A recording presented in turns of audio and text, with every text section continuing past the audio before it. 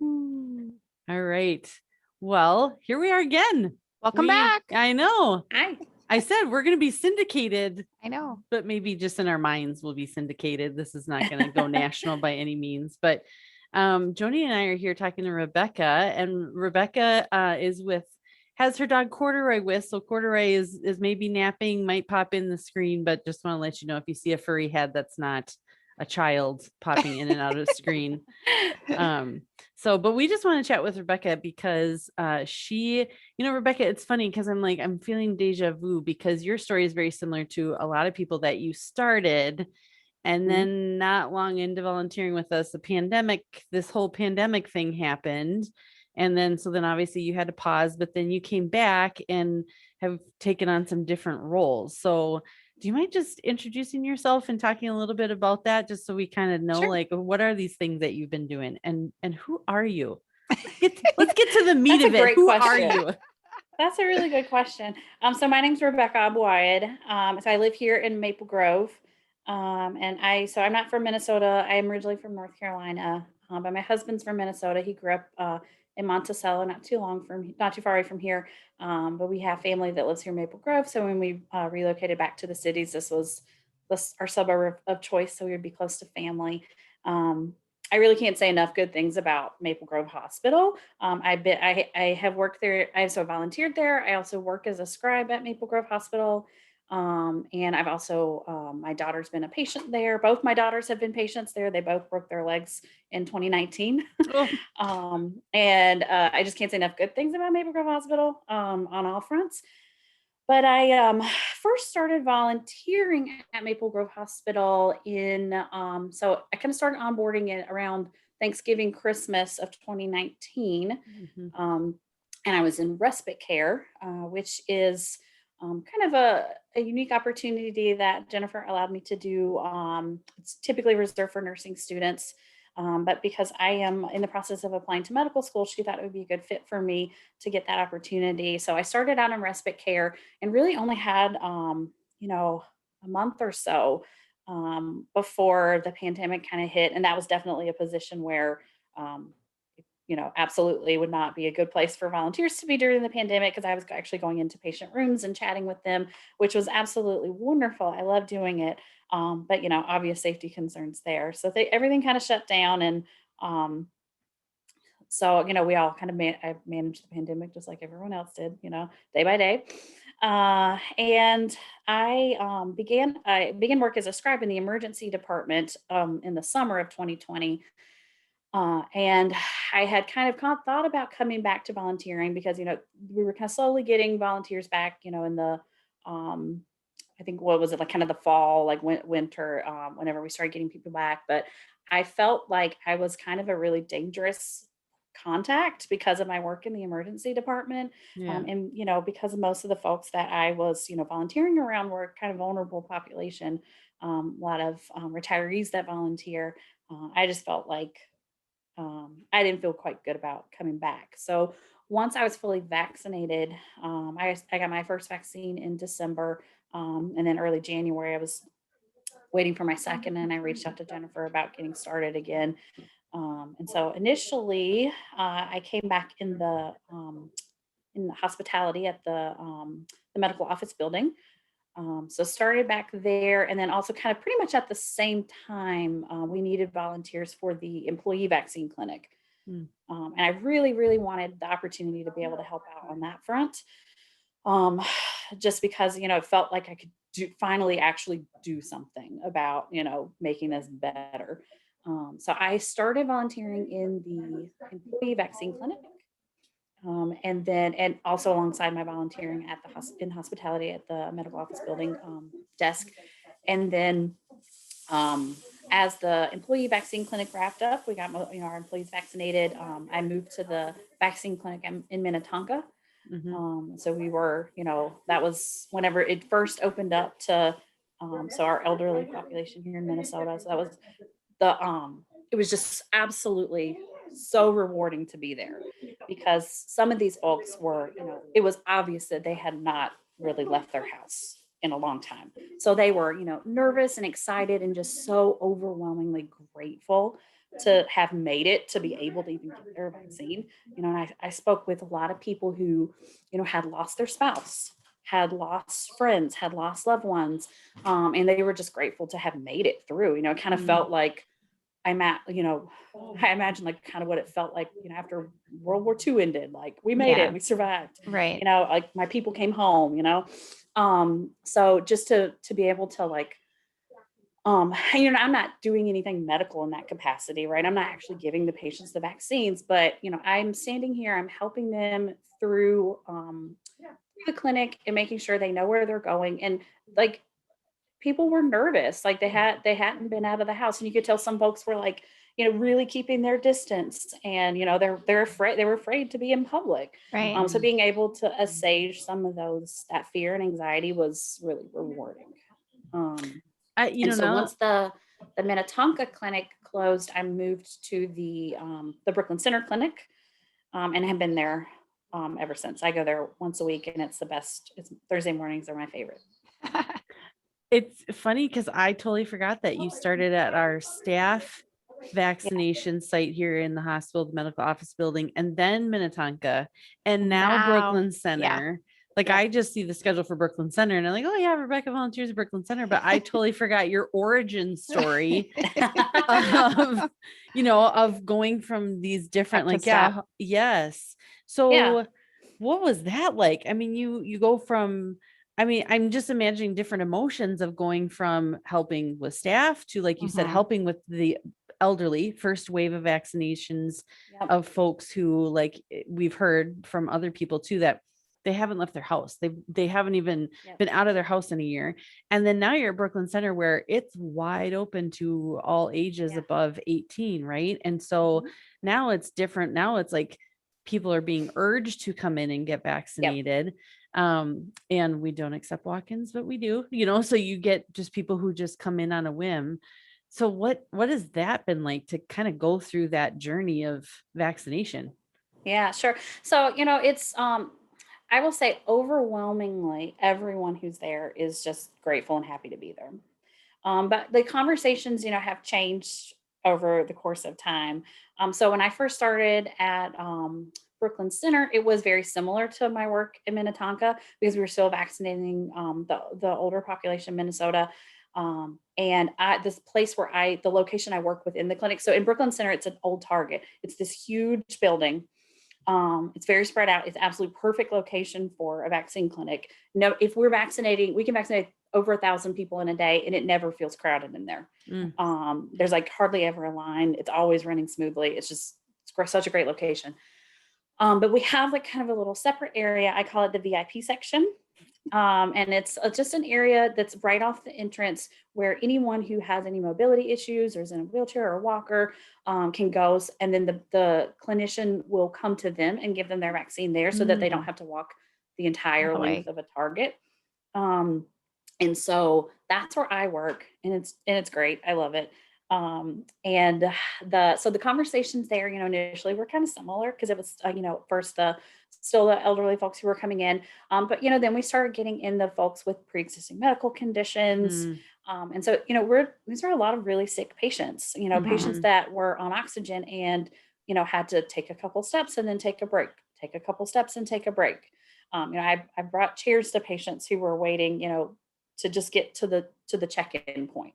And so a lot of these patients, especially early on when vaccines were not as readily available, were coming, from long distances. This was not, necessarily the most, at this point now, everyone can kind of get a vaccine in a place that's relatively convenient for them, but this was absolutely not the case early on. So, there was some, most folks were really grateful to be there, but some folks were, coming in, frustrated because they had to drive a really long way. There's, construction and they didn't know, they were lost and they had trouble finding it. And so kind of being able to, the way that I look at it is lots of folks may have had a really hard time getting there. It may not have been the best place for them to get their vaccine, but they're here. And so when they're in the door, my job is to make sure that they have the most pleasant experience possible. And so that by the time they leave, even if they come in super, super grumpy, by the time they leave, they're smiling. So that's You're always my perfect for goal. that, though. You're perfect for that role.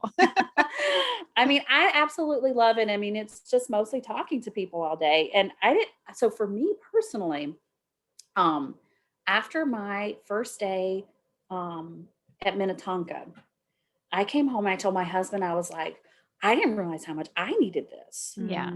Like, 'cause it was just so like, it was just so good for my soul to just be around people, to talk Mhm. to people, like to have that like, hit of dopamine, right? Like Right. it was just like happiness. Like it was just so much happiness. And so that I didn't realize how much that was missing in my life before I started doing the Yeah. volunteering there. So yeah, I'm gonna stay. I'll be at the clinic until they shut it down and kick me out. Thank you. You make my life so much easier with scheduling the clinic right now. Now that you're in charge of that again. Yes. Yes. That's funny that you say that. I was just gonna ask. No. It's funny because it's not, I hear the similarities, and maybe I'm wrong, but I hear the similarities between your experience with helping people in who maybe are grumpy, they've driven a long ways, they got lost, they physically, this is taking a toll on them just to get in the building. I hear the similarities between what you do at the MOB desk and at the Yeah. clinic, right? I Yep, mean, does absolutely. that sound, yeah. Yeah, How- there's a lot of overlap there. yeah. How does that parallel with the MOB desk? Like, what is that experience like? So the MOB, sorry for anybody who doesn't know, medical office building. So it's the part of the building that's connected to the hospital, but technically North Memorial owned, and it's where all the clinics and urgent care and the pharmacy are located. So you're at the desk right as people come in and are like, where am I supposed to go? Yeah. So, um, so I'm applying to medical school this year, and part of applying to medical school is volunteering, right? It's like and it's in some ways, like applying to medical school is about like contorting yourself into this pretzel of the perfect candidate. And so I hate that idea. I hate the idea of doing something just to check a box. And I look at all of my volunteer experiences, whatever they are, as a way to learn things that are going to make me a better doctor one day. And the mob has been so great because it's giving me this like this perspective on what it looks like to get to an appointment. Mm, So because for some patients are completely prepared, they know exactly where to go. They see me and walk right past me, and it's no big deal. But for a lot of patients, they they've never been here before. This is a new clinic, and then on top of that, so say you're a patient, maybe you had a new diagnosis, and you have to go see a new doctor. So not only you're dealing with the you know the issue of like your health might be in danger, you're having to navigate finding a new clinic, meeting a new doctor, which is nerve wracking It because you is. might be getting test results or imaging results or things like that that could be really scary. And so I always I always assume that people are showing up to the best that they're capable of that day, right? Yeah. And some patients come in and they're like, I have an appointment. I don't know my doctor's name or my clinic or where. And it could be easy for people to be frustrated with that and to kind of think, well, you should be more prepared than that. But I look Right. at it like, I have no idea what it took for this patient to get here. I have no idea what's going on in their life. I have no idea why they're coming to see the doctor today. mhm. So when they walk in, once they walk into the door and they get to me, I'm going to do everything I can to make sure that this person has the easiest time that they can. Mhm. And that's sometimes easier than others, but in the work, it's hard to like when folks show up and they're here for Twin Cities Orthopedics and and they're running late for their appointment, and I have Right. to tell them, It's not unfortunately, here. it's down the road. Right. And they moved 2 years ago. Yeah. And then, especially when Fairview opened up its vaccine clinic, we had a lot of folks Yes. coming to our location and then getting them. But, we even had the pharmacist in the pharmacy, and this is just a testament to the hospital. She printed up directions for people, Aw. and I mean, we'd have people come into the pharmacy and we'd show that, like, so there's the Park Nicollet vaccine clinic as well, and you can see it from the Mm. hospital. And so we would show people exactly how to get there, right? So and these are not even our patients. This Right. is an opportunity to help people just within the community. Mhm. So yeah, there's definitely some overlap there. But I think it will inform my future practice as a physician because it's kind of helped me to see like, okay, so someone shows up late to an appointment. there's a lot of reasons why they might be late or why they're frazzled or why they're frustrated, and not to take any of that personally or Right. like, look at or make any kind of judgment on the patient based on that. So Right. Yeah. I think that's such a good point. It Like is. it- it's not laziness. We can look at face value and be like, oh, they're lazy. Oh, they're late. Oh, Or like they don't. inconsiderate or Yes. something, but yeah. no, yeah. And I think it's such a good point too of we're helping people that are not our customers, and I don't think that's wrong. I think that's what we're here to do, right? It's anyone that walks through our doors. I think too, because they could be a patient one day, they could be a customer one day. They Right. could be Yeah. like, wow, it was really, I had a great experience there. So I'm more They're inclined to go helpful. there. Right. Yeah. So thank you for what you Yeah. do, Thanks so because much. I am not a patient person like you. And you should all be glad I'm not at the MLB desk. I'm not gonna lie. Cause no, I just, I hear stories and I'm like, oh my gosh, how do you guys deal with some of these interactions or people just being crabby and taking it out on you? And you have nothing to do with, I didn't move Twin Cities Ortho. I have nothing to do with M Health's vaccine clinic, right? Yep. But you just take it in such stride. And I think that's the key piece, right? Rebecca, is just, I'm assuming people are coming to me with their best. Yeah. And that's just such a beautiful way to live life, really. It is. I'm going to take that today. I needed that today. Thank you. Well, good. I'm glad I could be useful. Yeah, I mean, I don't know. That's the reason why I'm pursuing medicine, is because I want to be useful. I want to do something that's helping people. And so, but I strive to do that in all of my work. So Mhm. whatever I'm doing, I want to be useful. So Well, thank you for being part of our team. yeah, no, I love it. Thank you for giving me the opportunity to do this. I mean, bringing back volunteers, you easily could have, pushed that off, right? Because, safety concerns and things like that. But Mhm. you worked really hard to get us back as soon as it was safe. And it was a lot of work on your part to bring us back in. You had to, keep track of all the temperature checks and all of those things, and managing all of the protocols for keeping people safe was a lot more work on your plate. But you did it. And then also, I really, really, really appreciated the degree to which you guys kept in contact while we weren't in the building. Yeah. So, like, telling us updates and sending emails. And that was absolutely like not noticed.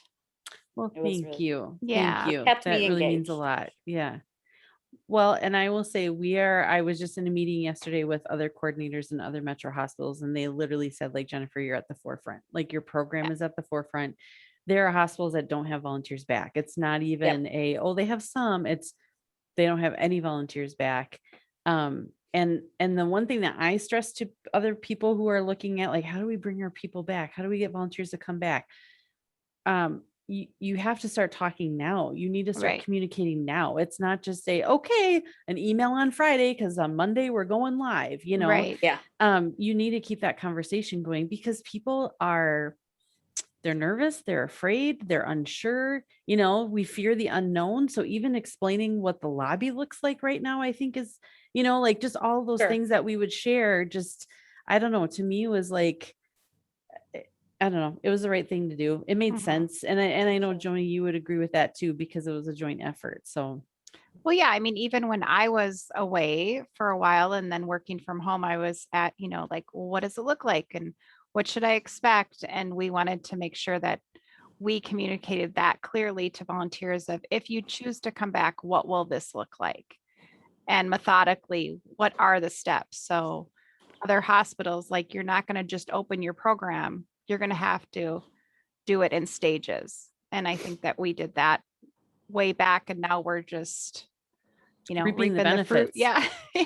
Yeah, absolutely. Yeah. And I will say, I felt very safe coming back. Now I work in the hospital, I work in the emergency department, Right. I work with COVID patients. So, I guess I have a different perspective than other people do. I did notice, like, one of the things with the mob, specifically, is that we're located kind of right catty corner to the urgent care. And Mhm. that is a place where people with COVID symptoms do come in, and they Right. will come to the desk and they'll say, where can I get a COVID test? However, we do have that nice plexiglass that Yeah. we can kind of duck behind. And I think the biggest thing is that we offered vaccination to all of the volunteers. So the volunteers were getting vaccinated at the same time the emergency department staff was getting vaccinated. So I think that was like huge. I mean, that shows how much you value your volunteers. Yep. And and then at that Wasn't point, easy, but yeah, we got there. yeah, no. So I don't know how you guys Yes. did that, but it's pretty remarkable. I've yeah. spoken to many volunteers who were so grateful for that. Well, it was So- worth it. It was worth it. Cause I think for us, it boils down to like, well, what's the right thing to do? Right. It's not always the convenient thing to do or the easy thing to do for on our end, but it's the Mhm. right thing to do for our team. And so, I didn't ask you to talk to us to like praise us up and down, but Yeah, I'll but thank take you. it. Yeah. No, Thank I have you. nothing but good things to say about Maple Grove Hospital, the volunteer program. I mean, and this was an eye opener for me. When I onboarded, first of all, when you onboard with Maple Grove, when you're a volunteer, it's like you're an employee. You go through this whole amazing onboarding process. And so I've got a master's degree in organizational psychology, and I was just so impressed with this onboarding. It was so well done.